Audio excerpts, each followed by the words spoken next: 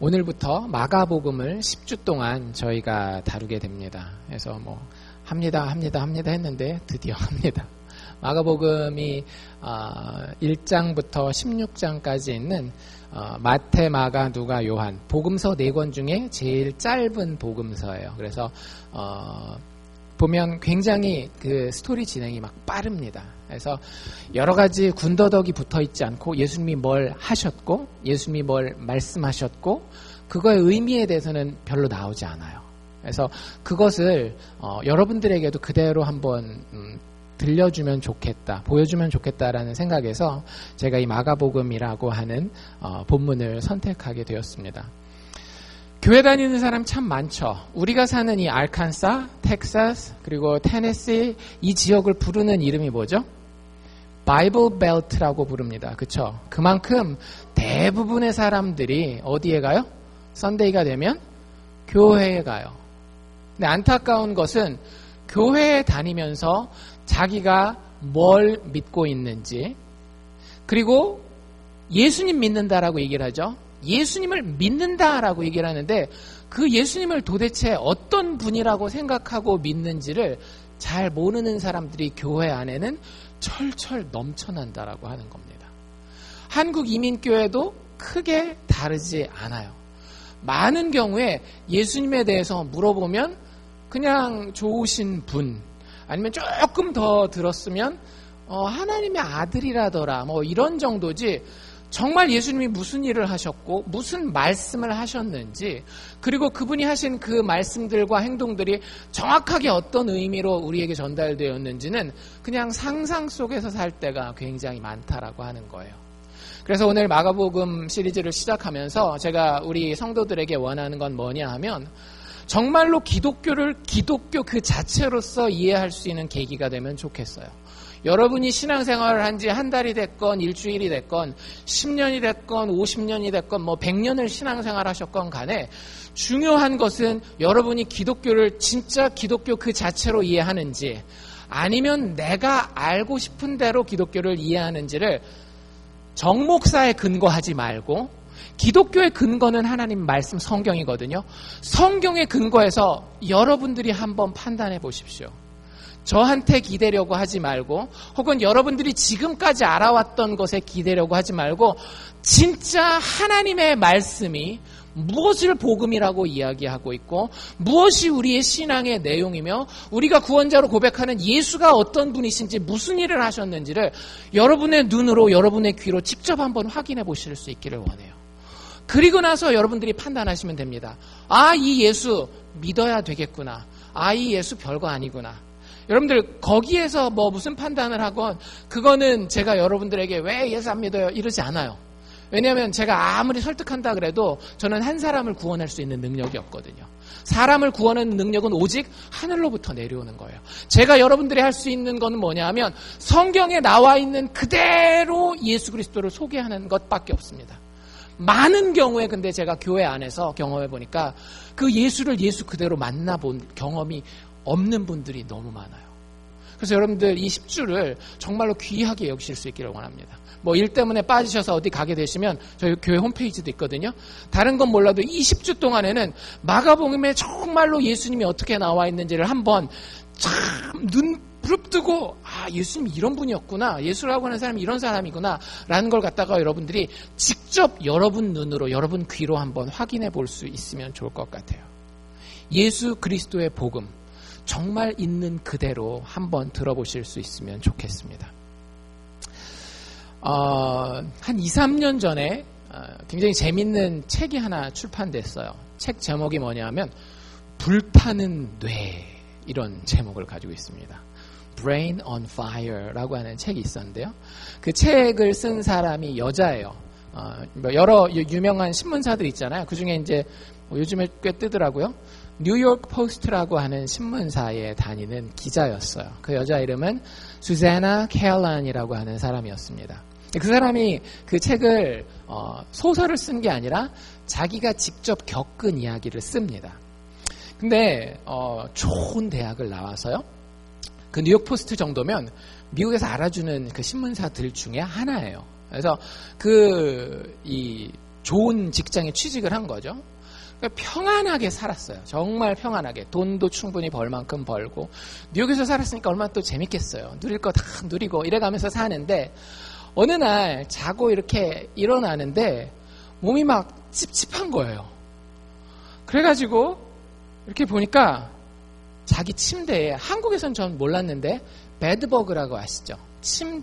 그 침대벌레? 한국말로 그렇게 번역해야 되나요? 그게 바글바글한 거예요. 그리고 막 자기 몸에 막 달라붙어가지고 막 너무 간지러워가지고 이걸 어떻게 할 수가 없는 겁니다. 그래서 막 다 털어내고 침대 막 다 털고 그랬는데도 계속 몸이 간지러우니까 어떻게 했는가 하면 그 벌레 잡는 사람들 있죠. 그 벌레 잡는 사람들 불러가지고 집에 있는 거 다 청소하고 깨끗이 하고 막 그랬어요. 그리고 나서 그 다음날 밤에 집에 들어가서 침대에 누워있는데요. 스물스물 또 막 올라오는 거예요. 미치겠는 거죠. 벌레가, bedbug가 그렇게 막 그래가지고 결국에는 몇 번을 사람을 더 불렀는데도 이게 해결이 안 되니까 어떻게 했는가 하면 집에 있는 모든 가재 도구를 다 갖다 버렸습니다. 근데 여전히 침대에 올라가면 어떻게 될까요?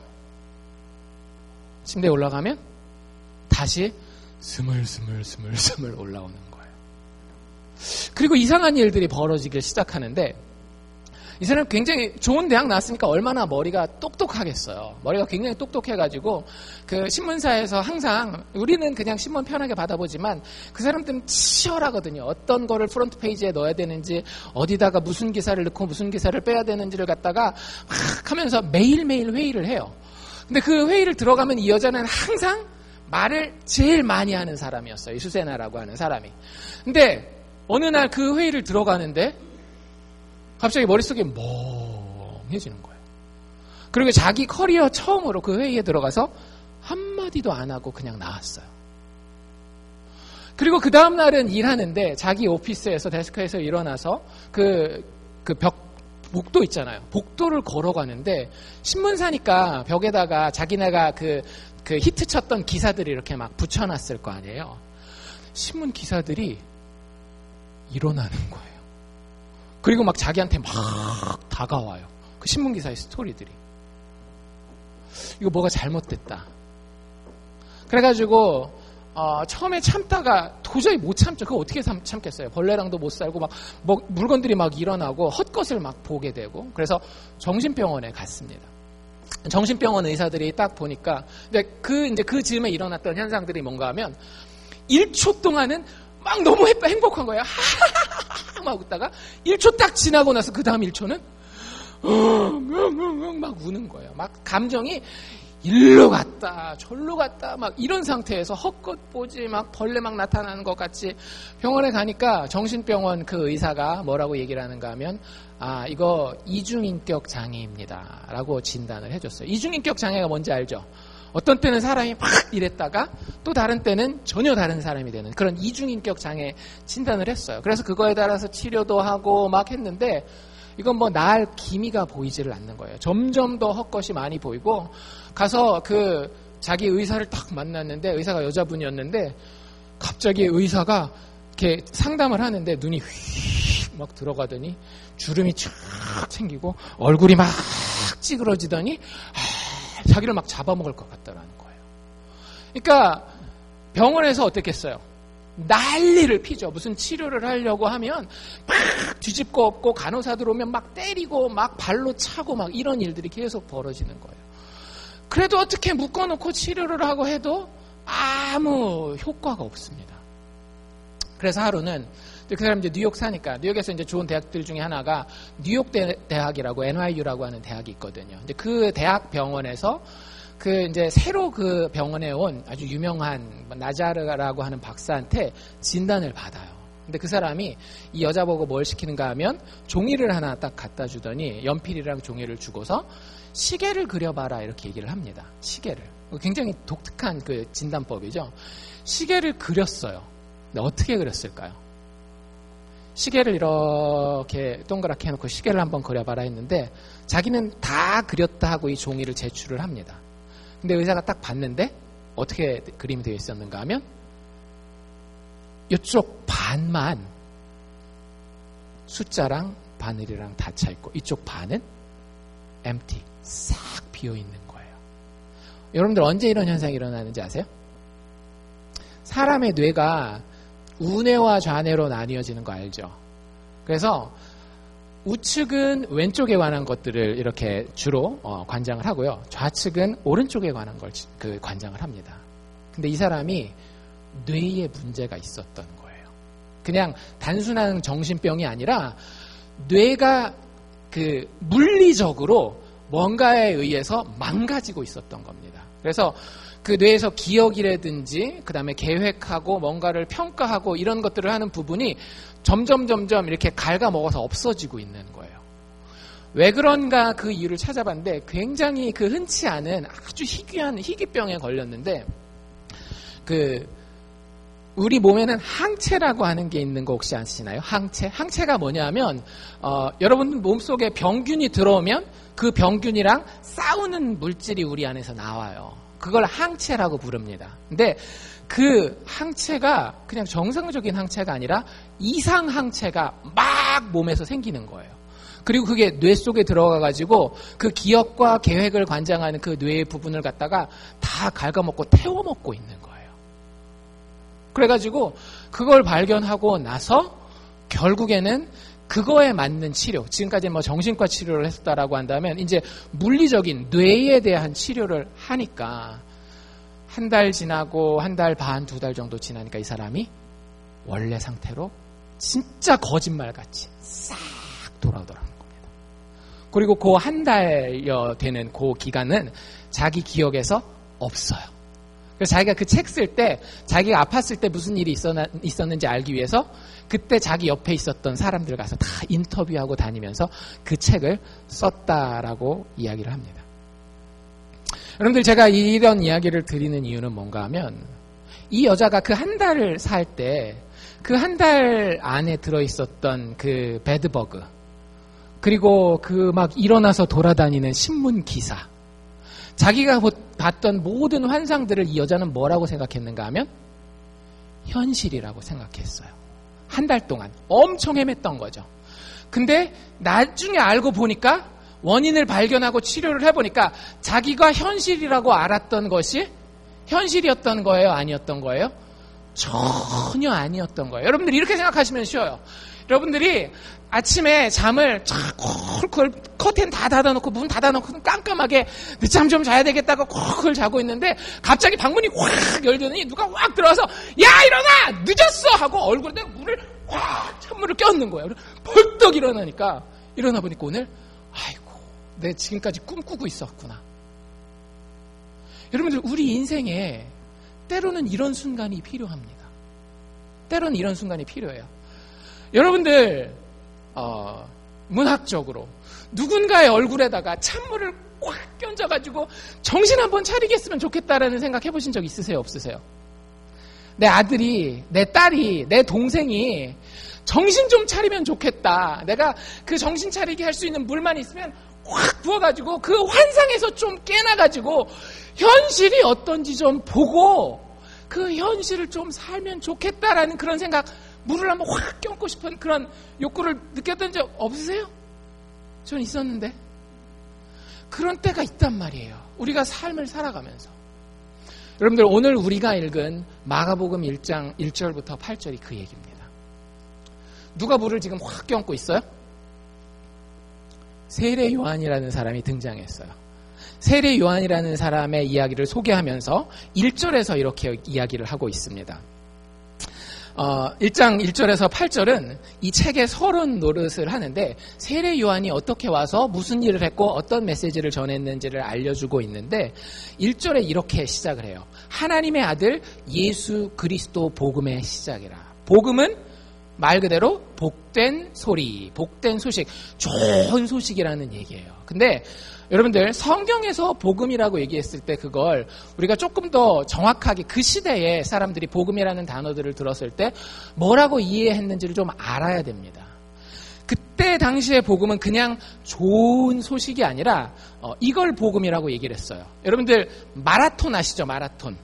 그 마라톤이 어디서 나왔는지 아시죠? 그리스와 페르시아가 전쟁을 했는데 처음에는 누가 막 이기는가 하면 페르시아가 굉장히 큰 전력을 가지고 그리스를 압도를 합니다. 근데 그리스 도시국가들이 힘을 합쳐서 나중에 조금씩 역전을 하다가 마라톤 평원에서 정말로 힘든 전투를, 아주 결정적인 전투를 싸워서 이겨요. 그래서 그 소식을 너무너무 기뻐가지고 빨리 그리스 사람들한테 달려가서 알려줘야 되는 거예요. 왜냐하면 그리스에 남아있는 사람들은 과연 이걸 항복을 할까 말까 막 이래야 되는 상황이거든요. 그러니까 빨리 가서 우리가 이겼어. 항복 안 해도 돼. 걱정 안 해도 돼. 이걸 알려줘야 되니까 그걸 막 42.1km를 뛰어가지고 와서 우리가 이겼습니다 하고 죽었다는 전설 같은 이야기가 있잖아요. 그걸 그 당시의 사람들은 복음이라고 불러요. 뭔가 굉장히 큰 사건에 대한 소개. 이게 복음입니다. 여러분들 복음하면 뭐 예수 믿고 천국 가고 이런 걸 복음이라고 생각할지 모르겠는데 아니에요. 성경에서 복음은 굉장히 클리어해요. 신적인 통치자가 이 땅에 도래했다라고 하는 선언이에요. 누구도 이것으로부터 자유로울 수가 없습니다. 여러분들, 내가 그 소식을 거부하건 안 거부하건 그거는 전혀 영향력을 미칠 수가 없어요. 내가 그걸 찬성하는지 반대하는지도 전혀 영향이 없어요. 예수 그리스도의 복음은 예수님이 이 땅에 오셔서 우리를 위해 죽으시고 다시 살아나셨다라고 하는 건 여러분들이 좋아하실 수도 있고 싫어하실 수도 있습니다. 그런데 그분이 다시 살아났다라고 하는 건 여러분들이 거역할 수 없는 뭔가를 여러분들의 인생에 갖다 줘요. 여러분들이 거역해도 그 일은 여러분들의 인생 가운데 일어날 거예요. 아무리 많은 돈을 가지고 있어도, 아무리 건강한 육체를 가지고 있어도, 아무리 여러분들이 세상에서 성공해서 많은 사람들이 여러분들 밑에 와가지고 굽신굽신거린다 할지라도 예수 그리스도의 복음에 가져다 줄 영향력에는 전혀 털끝만치도 영향을 끼칠 수가 없는 것이 예수 그리스도의 복음이에요. 왜? 복음이라고 하는 것은 신적 통치자가 이 땅에 내려와서 그의 통치를 갖다가 이루는 것이기 때문에. 그래서 예수님을 소개할 때 뭐라고 얘기를 하는가 하면 예수 그리스도의 복음이라고 얘기를 합니다. 그리스도가 무슨 뜻인가 하면 모든 역사를 뒤집어서 회복할 수 있는 능력의 구원자라는 뜻이에요. 그리고 예수님을 소개하는 또 한 가지 표현이 뭐예요? 하나님의 아들. 온 우주를 만들고 그 우주를 지금도 손에 쥐고 역사하고 계시는 그분의 아들이 이 땅에 오셨다라고 하는 거예요. 실제 그래서 그 당시에 예수님 당대에 복음이라고 하는 단어는 어디에 쓰이는가 하면 황제들이 새로 등극할 때에 쓰는 단어입니다. 우리는 예수 그리스도의 복음을 알고 있잖아요. 1세기 로마 사람들은 예수 그리스도의 복음은 잘 몰랐습니다. 왜냐하면 기독교는 소수였기 때문에. 뭘 많이 알고 있었는가 하면 로마 황제 누구누구의 복음, 로마 황제 시저의 복음, 로마 황제 타이러스의 복음, 그걸 알고 있었어요. 여러분들 황제가 바뀌면 여러분들이 하고 싶은 대로 다 할 수 있어요, 없어요? 이전 황제와 전혀 다른 법을 가지고 그 다음 황제가 나타나잖아요. 여러분들에게는 아무 권한이 없습니다. 그 황제는 신이에요. 실질적으로 로마 문화에서 황제는 신이라고 불렸습니다. 그 황제가 이 땅에 오면 내가 좋아하느냐 안 좋아하느냐가 문제가 아니에요. 문제는 여러분들이 그 복음에 어떻게 반응하느냐가 문제입니다. 둘 중에 하나밖에 옵션은 없어요. 여러분들은 그 황제의 적이 되실 겁니까? 아니면 그 황제의 편이 되실 겁니까? 그게 복음이에요. 교회 다니는 것도 똑같습니다. 여러분들 교회에 한 발, 세상에 한 발 그런 건 없어요. 예수 그리스도께서 여러분들에게 오셔서 내가 복음이야.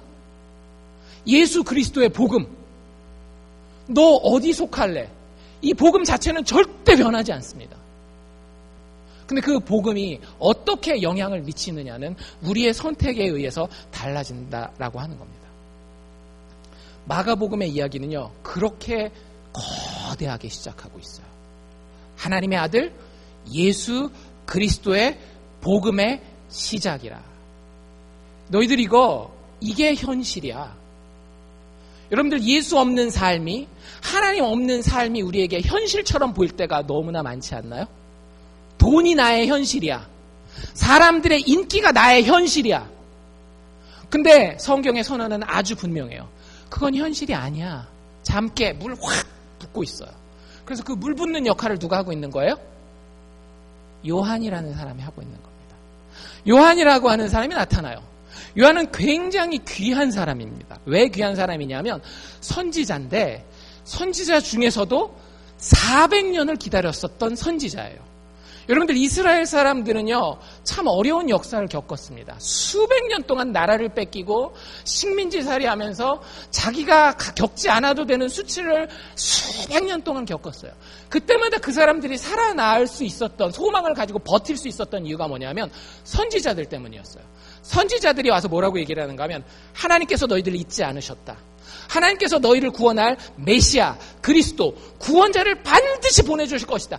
이 소리 하나 듣고 마음에 위로받고 지금 어렵고 힘들지만 살아가고 있었던 사람들이 이스라엘 사람들이었거든요. 근데 그 선지자가 구약성경 맨 마지막 책이 뭐죠? 말라기죠. 말라기를 끝으로 선지자들이 나타나질 않습니다. 무려 몇 년 동안? 400년 동안 선지자들이 나타나질 않는 거예요. 우리 삶에 와서 너희들 괜찮아, 나아질 거야 이 얘기를 해주는 사람이 아무도 없는 거예요. 무려 400년 동안이나. 근데 드디어 누가 나타나는 건가 하면 세례 요한이라고 하는 선지자가 올 거야 얘기했던 그 선지자가 400년 만에 드디어 나타난 겁니다. 그리고 그 사람들에게 메시아가 올 거라고 이야기를, 너희들이 이제 괜찮아, 메시아가 나타날 테니까 그 하나님 나라가 가까웠어, 이제 조금만 기다리면 돼 라고 이야기하는 선지자가 온 거예요. 그래서 사람들이 굉장히 기대하고 저 선지자가 뭘 하나 이렇게 자세히 살펴봤는데 아까 얘기한 것처럼 세례 요한이 뭐 했다고요? 와서 찬물을 확 꼈는 거예요. 찬물을 확 꼈는 거예요. 여러분들 그 당시 1세기를 살아가던 유대인들의 현실은 뭐였는가 하면은요, 여러 가지 현실, 우리의 현실과 굉장히 비슷하더라고요. 제가 성경을 연구하다 보니까 어떤 현실이었는가 하면 돈이 현실이었어요. 돈이. 여러분들 우리에게도 돈이 현실 아닌가요? 우리에게도 돈이 현실이잖아요. 가장 대표적인 사람들이 어떤 사람들이었는가 하면 1세기에 유대인이면서 세금 공무원을 했었던 사람들이 돈이 현실이었었던 사람이에요. 그 사람들에게 여러 가지 다른 현실들이 보였습니다. 어떤 거냐면 친구들로부터의 우정, 혹은 이웃들의 존경, 뭐 여러 가지가 있었어요. 근데 그건 현실이 될 수 없었어요. 그 사람들에게 가장 중요한 현실은 뭐였는가 하면 돈. 그래서 자기 친구들이, 심지어는 가족들이 자기를 그렇게 욕하는데도 그 욕 다 먹어도 돼. 그건 현실이 아니야. 자기의 현실은 딱 뭐 하나예요? 돈 하나. 로마가 나한테 돈만 벌게 해준다면 내 나라를 식민지 삼는 저 나라를 위해서도 나는 충성할 수 있어. 로마가 현실이 아니라 그 사람들한테는 돈이 현실이었던 거예요. 여러분들 우리의 삶에서는 어떻습니까? 교회 다니지만 여전히 돈이 우리의 현실일 수도 있지 않나요? 또 어떤 사람들에게는 정의감이 자기의 현실이었어요. 정의감. 성경에 보면 열심당이라는 사람들이 나오거든요. 이 열심당이라고 하는 사람들이 지금 이 사회가 이렇게 돌아가는 걸 도저히 지켜볼 수가 없었습니다. 로마 사람들이 쳐들어와가지고 여자들 함부로 대하고 가난한 사람들을 착취하고 죄 없는 우리나라의 모든 것들을 다 뺏어가고 앗아가고 우리의 자유를 억압하는 그 현실 가운데에 정의를 세워가야 되겠다라고 하는, 그래서 반란을 일으키고 로마 황제를 쫓아내고 무찔러야 되겠다라고 하는 그것이 자기의 현실이었었던 사람들이 있어요. 여러분들 우리의 삶은 어떻습니까? 우리의 삶도 비슷한 현실을 살고 있지는 않나요? 내가 옳다고 생각하는 정의가 있잖아요. 이거 반드시 이렇게 돼야 돼. 대통령은 누가 돼야 되고 정치는 이렇게 해야 되고 경제는 이렇게 돌아가야 되고, 그래서 그걸 막 이럴 때는 막 내 마음이 확 올라갔다가 사회에서 그런 것들이 이루어지지 않는 걸 보면 내가 팍 바닥까지 가라앉고, 그게 나의 현실이 되어서 나의 행복과 불행을 좌지우지하고 있지 않느냐라고요. 자기 가족이 자기 현실이었었던 사람들도 있어요. 사두개인들이거든요. 사두개인들은 요즘식으로 얘기한다면 종교인들이에요. 교회 목사님들, 절의 스님들, 이런 분들이에요.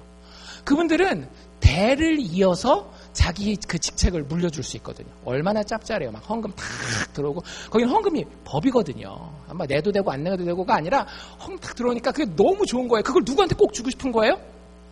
자기 아들들, 자기 딸들한테 막 해주고 싶은 거예요. 가족이 자신들의 현실이에요. 그 사람들 그렇게 헌금을 함부로 자기 이익을 위해서 써먹으면 된다, 안 된다라는 거 알았을까요? 몰랐을까요? 알았어요. 율법에 나와 있어요. 그건 하나님의 것이에요. 그럼에도 불구하고 누구만 보인 거예요? 하나님은 현실이 아니에요. 누가 현실이에요? 내 가족이 나의 현실이에요.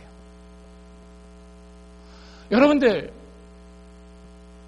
그걸 현실로 믿고 그 시대 때 사람들이 살았을 때에 하나님이 예수님을 보내주셔서 어떻게 하셨다라고요? 찬물을 확 끊고 일어나! 정신 못 차려? 그거 다 꿈이야, 개꿈이야, 개꿈. 환상이라고 헛것 보는 거야. 세례라고 하는 것이 그런 것입니다. 물속으로 확 담궜다가 사람을 꺼낸다라고 했을 때 찬물에다가 담글 때 너 죽은 거야. 네 환상은 이제 이 물과 함께 담겨져서 죽은 거야. 깨어나. 일어나. 죄사함을 위한 회개의 세례를 전파했다라고 이야기를 합니다. 여러분들, 복음의 시작은 어디에 있는가 하면 죄에서 시작해요. 교회 다니면서 혹은 여러분들이 설교를 들으면서, 제 설교만 아니라 방송 설교도 들으실 거 아니에요? 설교를 들으실 때에 이 설교가 진짜 복음적인 설교인지 성경적인 설교인지 아닌지를 구별하는 아주 쉬운 방법 하나 알려드릴게요. 가짜 설교의 특징이 이런 겁니다. 그거는 그 목사님의 말이에요. 성경 말씀이 아니라.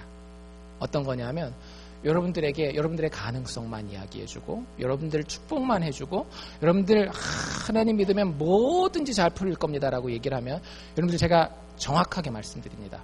성경의 복음이 아니에요. 우리가 지금 여기 뭐라고 봤어요? 하나님의 아들 예수 그리스도의 복음의 시작이라 해놓고 그 복음의 시작에 뭐가 나와요? 죄 사함을 얻게 하는 회개의 세례가 나옵니다. 복음의 첫걸음은 어디인가 하면 죄예요. 이 사람들은 환상을 살면서 그 당대에 마가복음 시대를 살던 사람들은 환상을 살아가면서 문제를 진단해요. 인생에서 여러 가지 문제를 진단하는데 그 문제를 뭐라고 생각했는가 하면 로마가 문제야. 저 사두개인들이 문제야. 저 바리새인들이 문제야. 다른 모든 여러 가지 것들에 손가락질하면서 니들이 문제야. 저것들이 문제야. 이게 문제야. 막 여기저기 다 문제를 가리키고 있어요. 근데 거기다가 대놓고 세례 요한이 물을 확 던지면서 야 정신 차려 정신 차려. 그게 문제가 아니야. 네가 문제야. 네가 죄인이거든. 네가 지금 문제야. 깨어나. 그 죄로부터 사함 받는 것이 네가 닥친 가장 큰 현실이야. 왜 다른 것을 바라보고 그게 현실처럼 여기고 살아가니? 너희가 하나님의 구원자 메시아를 만나야 될 텐데 여기 이 메시아를 소개할 때 그 세례 요한에 대해서 뭐라고 얘기를 하고 있는가 하면 세례 요한은 이 메시아가 오는 길을 닦아주는 사람이라고 얘기를 하고 있어요. 여러분들 예수님이 죄인들을 위해서 죽어주셨습니다. 이거 분명해요. 예수님이 가난하고 헐벗은 자들의 그 어려움을 해결해 주시기 위해서 이 땅에 오셔서 고난당하시고 죽으시고 부활하셨습니다. 근데 그거 아세요? 그거 그림의 떡이에요. 뭐가 없으면? 죄에 대한 자각이 없으면 예수님은 그림의 떡이에요. 여러분들이 죄인이라고 이야기하지 않는 이상은 예수님이 무슨 축복을 가져다 준다 할지라도 그건 내게 아니에요. 그래서 여러분들이 예수님이 약속하신 그 놀라운 은혜와 축복과 아름다움과 능력과 평안과 안식을 누리기 위해서는요.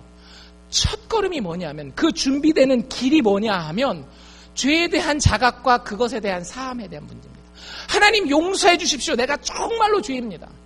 여러분들 죄가 뭡니까? 제가 여러 번 말씀드리죠. 하나님이 중심이 아니라 내가 중심이 되는 게 죄예요. 아까도 얘기했잖아요. 하나님이 중심이 되는 게 아니라 내가 재판관이 되어가지고 누가 뭘 잘못했고 사회가 어떻게 돌아가고 있고 그 얘기를 계속 하는 거예요. 그리고 그것에 의해서 막 자기가 꿈을 꾸고 그 현실을 나름대로 노력하면서 살아갑니다. 한마디로 표현하면 이래요. 죄인의 모습. 여러분들 죄인하면 뭐 사람 죽이고 물건 훔치고 이런 것만 생각하죠.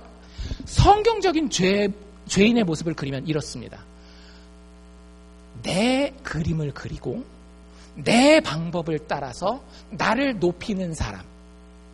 이 사람이 죄인이에요. 다시 한번. 누가 큰 그림을 그려요? 내가 큰 그림을 그려요.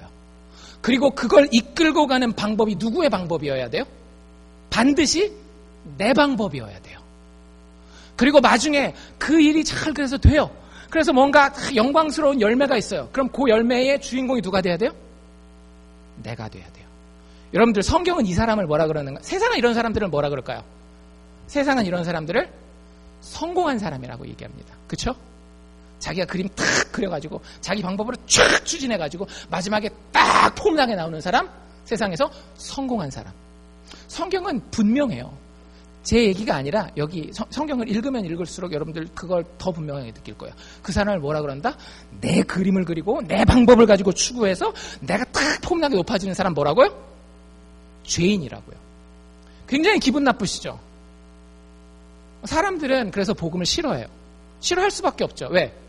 나가 한번 좀 높아져 보고자 하는데 그거를 첫 걸음부터 부정하니까.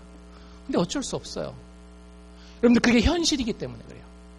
여러분들 우리가 그걸 깨닫지 못하면 우리는 여전히 나는 그림을 좀 그릴 만한 사람이야. 내 방법은 좀 괜찮은 방법이야. 결국엔 그래도 내가 좀 높아져야지라고 하는 환상 가운데 살아가는데 그런 사람들은 하나님을 무시하고 타인을 짓밟을 수 있는 삶을 살아갈 수밖에 없어요. 생각해 보세요. 내가 그림을 그리는데 내 그림과 다른 그림을 누가 그리고 있으면 그 사람 어떻게 하겠어요? 대적하지 않겠어요? 내 방법이 있는데 내 방법대로 하지 않아요. 심지어 그게 내 남편, 내 아내라 할지라도 어떻게 해요? 싸우는 거예요. 왜 가정이 분열하고 왜 공동체가 어려움을 겪는지 아세요? 나 때문에 그런 거예요. 내가 그림을 그리고 내 방법대로 하고 마지막에 높아지는 자리가 몇 개 없으니까 거기에서 내가 못 높아지면 거기서 징징징징 짜고 있는 거예요. 여러분들 말이 되나요? 교회에서 장로 투표하면 맨날 교회 갈라진다 그래요. 왜 그러는지 아세요? 예를 들어서 저희 교단은 그게 좀 다르지만 교단에서 장로를 뭐 2명을 뽑는다. 그럼 후보가 3명이다. 뭐 4명이다. 그럼 나머지 되지 않은 사람들이 자기가 장로로 교회에서 높아지지 않은 것 때문에 교회를 갈라놔요. 환경이 주어지면 내가 중심이 되는 사람들은 그게 교회 공동체가 되건 가정 공동체가 되건 사회 공동체가 되건 얼마든지 다른 사람들을 짓밟고 자기를 높이기 위해서 무슨 일이든지 할 수 있게 되는 겁니다. 그냥 편하게 봤을 때는 성공한 사람, 자기 그림을 그리고 자기 방법대로 추진하고 결국에 좀 자기가 폼나게 탁 드러나는 사람, 성공한 사람처럼 보일지 모르겠지만 성경은 그 겉모습을 보지 않고 속사람을 바라보고 그 썩어진 속사람들이 만들어 놓을 사회와 공동체를 이야기하고 있다라고 하는 거예요. 여러분들 이 복음의 메시지 앞에 우리는 두렵고 떨리는 마음으로 서야 합니다. 마가가 이 이야기를 할 때에 절대 내가 재밌는 옛날 얘기 들려줄게 이렇게 하지 않았어요. 여기에 너희의 현실이 있다. 너희의 목숨과 너희의 생명과 죽음이 달려있는 정의의 축복과 저주가 달려있는 가장 놀라운 이 복음의 소식이 여기 지금 던져져 있다. 이걸 몰라서 되겠느냐. 정말로 치열한 마음으로 이 복음의 이야기를 세례 요한의 세례에서부터 시작하고 있습니다. 여러분들이 그걸 인정해서 하나님, 내가 이제는 내 인생의 중심이 되지 않겠습니다. 주님이 내 인생의 중심이 되어 주십시오. 이렇게 고백할 수 있는 사람들이 세례 요한에게 나와서 세례를 받았어요. 내가 내 힘으로 깰 수 없는데 나한테 물을 끼얹어 주십시오. 내가 지금 이 잠에서, 이 개꿈에서 벌떡 깨어나서 하나님 나라가 이제 도래했다라고 하는데 그 나라의 영광스러운 현실을 내 육체의 육신의 죽음이 나를 잡아삼킨다 할지라도 내 죽음을 뛰어넘는 그 영원까지 그 하나님 나라의 영광을 살기를 원합니다. 나를 지금 이 현실에, 육체적인 현실에서 깨워주시고 참된 하나님의 현실로 나를 불러주시옵소서. 이게 세례받으러 나온 사람들의 고백이었던 거예요. 여러분들, 우리는 어떤 자세로 교회에 나와 있습니까? 교회 오니까 좀 편안하고 좋고 사람들도 괜찮고 뭐 죽으면 내 장례식도 해줄 것이고 그 다음에 천국도 보내준다니까 그래서 여기 와서 혹시 앉아 계시다라고 한다면 여러분들이 여기 나와 있는 이유는 복음이 선포되었기 때문입니다. The gospel of Jesus Christ, the Son of God. 예수 그리스도 하나님의 아들의 복음이 여기 선포되었어요. 아주 엄중한 선언입니다. 여러분들 여기에 어떻게 반응할 것인지.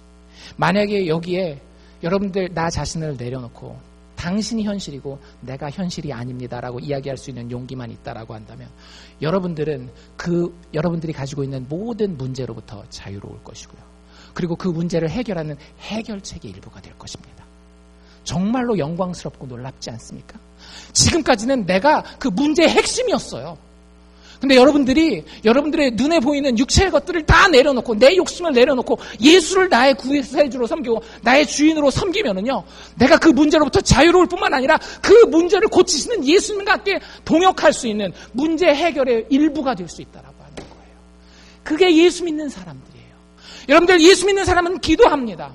내 능력으로 할 수 없는 것들을 하나님 앞에 맡기고, 주여, 주의 나라가 이미 예수 그리스도의 죽음과 부활 가운데 임하였사오니 저 가정을 고쳐주시옵소서, 내 아들을, 내 딸을 살려주시옵소서. 하나님이 이 모든 문제 가운데에 하나님의 역사심이 필요합니다. 하나님의 공평과 정의가 드러나기를 원합니다. 죽은 자까지도 다시 살아날 수 있는 하나님 나라의 그 복음의 선포가 현실이 될 수 있기를 원합니다. 그 일에 내 기도를 써주시옵소서.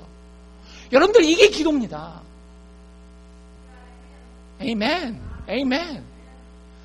하나님 앞에 이 복음의 진지함을 가지고 선 자들이 세례의 자리에 나왔다라고 하는 것, 예배의 자리에 나왔다라고 하는 것을 우리가 반드시 기억할 수 있어야 합니다.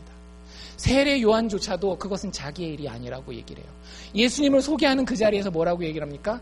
나는 너에게 기껏해야 뭘로밖에 세례를 못 줘요? 물로밖에 세례를 못 준다라는 거예요. 겉의 모습은 내가 좀 닦아줄 수 있어요. 여러분, 제가 목사라서 여러분들 막 밀어붙이고 해가지고 조금 더 착하게 살고 만들어줄 수, 교회 조금 더 자주 나오게 하고 할 수 있어요. 근데 세례 요한이 뭐라 그래요? 나는 물로 세례를 주지만 그걸로 부족하다라는 거예요. 내 뒤에 진짜 구원자 메시아 그리스도가 오실 텐데 그는 무엇으로 세례를 주시겠다? 성령으로 세례를 주시겠다라고 하는 거예요. 여러분들, 물 세례와 성령 세례의 차이가 뭔지 아세요? 물 세례는 기껏해야 우리의 겉에 드러나는 행동만 바꿔주는 거예요. 일주일에 교회 한 번 나오던 거 2번 정도 더 나오게 해주는 거예요. 그런 정도. 근데 여러분들, 그것 가지고 우리의 문제가 해결되지 않아요.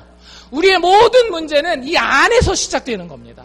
이 안에 있는 우리의 썩어 문드러진 마음과 영혼이 예수 그리스도의 그 보혈에 의해서 다시 살아나지 않으면 우리는 절대 변할 수 없는 존재예요. 10년 전에 만났던 친구들, 그 친구가 지금은 번듯한 잡을 가지고 있다라고 여러분들 생각하고 만나봅시다. 여러분들, 그런 친구들 만나보시지 않으셨어요? 제 경험을 보니까, 간접 경험을 통해서도 보니까 예전에 그렇았던 사람이 자기 직업이 좀 변했다라고 크게 바뀌지 않아요. 정말 많이 변한 사람, 어떤 사람인가 하면 마음이 변한 사람이더라고요. 직업은 똑같아요. 수입도 예전에 별로 안 많던 거 지금도 얼마 많지 않아요. 근데 그 속 사람이 변한 사람은요, 사람이 너무 좋아요. 저 사람 정도면 내가 우리 집 저녁 식사 초대해서 같이 밥 먹어도 되겠다 할 정도의 사람이 돼 있어요. 어떤 사람? 속 사람이 변한 사람. 근데 그 속 사람은 누구도 변화시킬 수 없다니까요. 여러분들 자식 키워보셔서 아시잖아요. 여러분들 자식의 마음을 여러분들이 어머니라고 아버지라고 변화시킬 수 있던가요? 절대 없어요. 마음을 변화시키는 분은 오직 한 분, 하나님뿐이십니다. 성령께서 그 마음을 변화시키셔야 되는데 그 성령으로 우리에게 세례를 주실 그분이 온다라는 거예요. 아니, 오셨다라고 하는 거예요. 그게 복음입니다. 그게 복음의 시작이에요. 내 안에 이게 나로 되지 않는구나. 나는 정말로 썩어 문드러진 마음을 가졌구나. 여러분들의 행동 가지고 얘기하면 여러분들은 얼마든지 포장할 수 있어요.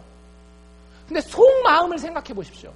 얼마나 내가 추한지, 얼마나 내가 나만 생각하는지, 심지어 아버지, 어머니에게서 등골을 빼먹기를 원하고 내 남편과 아내에게서도 나는 섬김만 받기를 원하는 그런 마음을 내가 가지고 있지 않나요? 솔직하게. 제 모습이에요, 여러분들. 제 모습. 제가 저를 너무나 잘 알기 때문에 제 모습이, 제 속사람이 그렇다는 걸 알고 있어요. 목사이기 때문에 얼마든지 번지르르하게 여러분들에게 포장을 하죠. 제가 그런 거 잘 못 보실 거 아니에요. 근데 저는 저를 알아요. 너무 이기적이고 나만 생각하고 나의 편안함이 결국에 내 아내와 내 자식에게 잘해주는 것도 내가 기쁨을 느끼기 위해서. 여러분들, 그 자리에서 떠나기를 원하는 것이 복음의 초대입니다. 그것을 위해 오신 분이 누구예요? 예수 그리스도예요. 여러분들, 예수 그리스도는요, 온 우주의 창조자요 주권자이신 하나님의 아들, 우리의 구원자입니다. 예수 그리스도는 모든 문제에서 우리를 자유케 하실 뿐만 아니라 우리를 문제 해결의 일부가 되게 하시는 분입니다.